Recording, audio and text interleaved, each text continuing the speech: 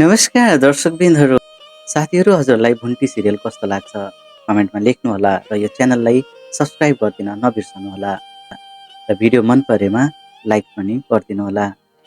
दर्शकबिन अहिले हामी देख्न सक्छौँ भुन्टी सिरियलमा भुन्टी भूपेन्द्रलाई सुप बनाउनको लागि केही सामानहरू लिन भनेर बाहिर निस्केकी हुन्छन् र बाहिर निस्केर सामान लिएर घर फर्किँदै गर्दा उनी कसैलाई देखेर झस्किन्छन्। उनलाई आभास हुन्छ कसैले पिछा गरिरहेको छ भन्ने।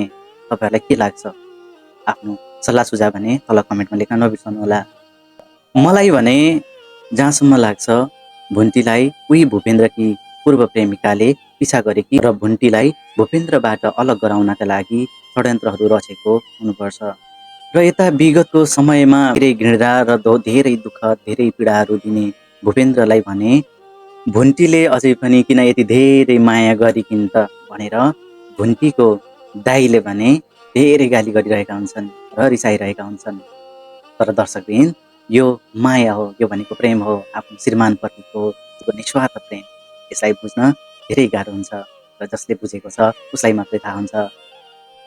र तपाईहरुलाई थाहा नै छ टोकालेले भुन्टीलाई अस्पतालमै भनेका थिए भूपेन्द्रलाई निको हुने बित्तिकै तिमी हाम्रो कोठामा आउनुपर्छ भनेर। तर अहिले भुन्टीले भने भूपेन्द्रलाई छाड्दै नछाडी उनको साथ दिइरहेकी छिन्। आफ्नो श्रीमानलाई सेवा गर्नलाई उनी रात दिन एक गरिरहेकी छिन् र आफ्नो दाइको कुराको सम्मान पनि उनले राखिनन्। अहिले उनी भूपेन्द्रको दाइको घरमा गएर भूपेन्द्रको सेवा गर्दैछिन्।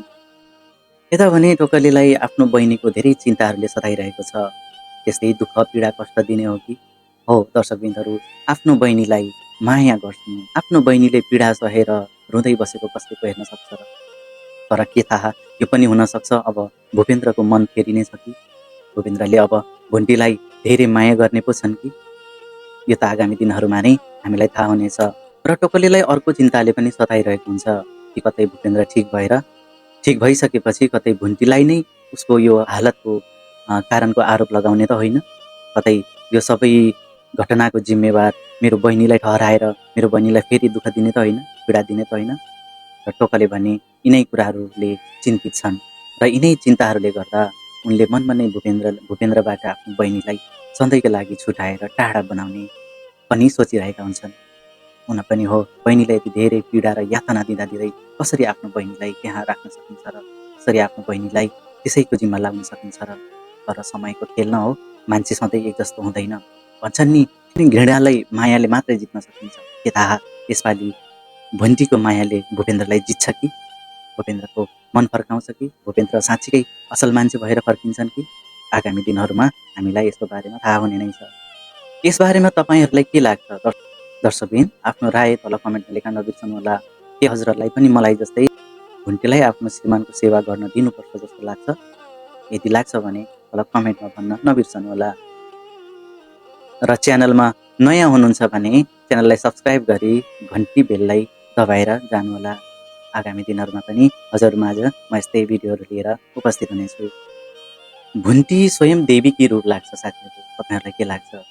भुन्टीले आफ्नो श्रीमानले गरेको यति धेरै पीडाहरू कष्ट यातनाहरू सम्झिँदै थाहा हुँदै पनि आफ्नो श्रीमानलाई निस्वार्थ प्रेम गरेर उनको सेवाहरू गरिरहेकी छिन्, उनको गुमुत सोरिरहेकी छिन्, उनीलाई खाना पकाएर खुवाइरहेकी छिन्। दर्शकबिन तपाईहरुलाई के लाग्छ? के यस्तो गर्नु ठिक हो? तल कमेन्टमा लेख्न नभुल्नुहोला। मलाई भने भुन्टीको यो निस्वार्थ माया, उसले मनदेखि नै गरेको माया, आफ्नो श्रीमानप्रतिको निस्वार्थ प्रेम अनि एउटा अटुट सम्बन्धको रचना हो जस्तो लाग्छ। यदि हामीले कसैलाई मनैदेखि आफ्नो मानिन्छ भने ऊबाट टाढा हुन अवश्य नै धेरै गाह्रो हुन्छ, चाहे ऊ हामीप्रति घृणा नै किन नगरौँ। दर्शकबिन हजुरहरूलाई मेरो रिभ्यू मनपर्छ भने च्यानललाई सब्सक्राइब गरिदिन नबिर्सनुहोला र तल कमेन्टमा भुन्टी लेख्न नबिर्सनुहोला। पक्कै पनि आगामी दिनहरूमा म यस्तै भिडियोहरू लिएर उपस्थित हुनेछु।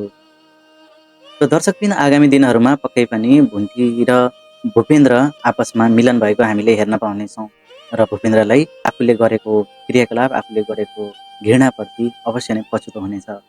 आगामी दिनहरूमा हामी सबैको चाहना छ कि भूपेन्द्रले आफ्नो श्रीमतीको त्यागलाई बुझोस्, आफ्नो श्रीमतीको मायालाई, आफ्नो श्रीमतीको प्रेमलाई बुझोस् र उसलाई सदैव सम्मान र माया गरोस्। हस्त दर्शकबिनहरू, आजको लागि यति नै। फेरि उपस्थित हुनेछौँ अर्को भिडियोमा। तबसम्मको लागि नमस्ते, नमस्कार।